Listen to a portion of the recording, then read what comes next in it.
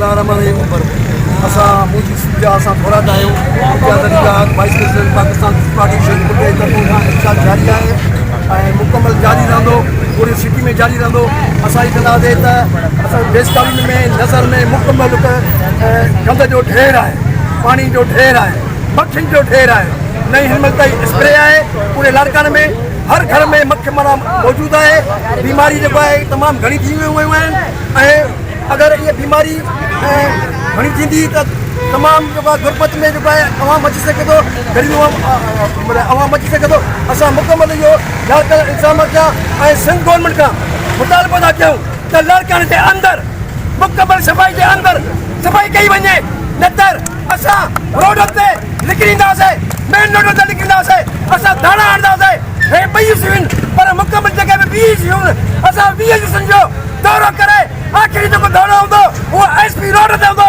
पाकिस्तान शहीद पुट जे तरफ़ों मुस्तफा दमला पुट जे तरफ़ों असांखे पैगाम ॾियूं था सरकार जे तरफ़ों सुधारियो, न त असां हुकुमराननि हक़ीक़त जो हिंदुस्तानी जो पैगाम ॾींदासीं।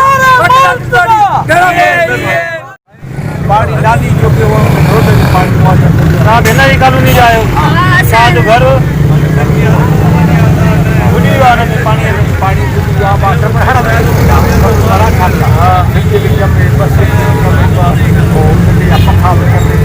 हाणे तव्हां छा चवंदव आला इंतज़ाम खे त तव्हां हाणे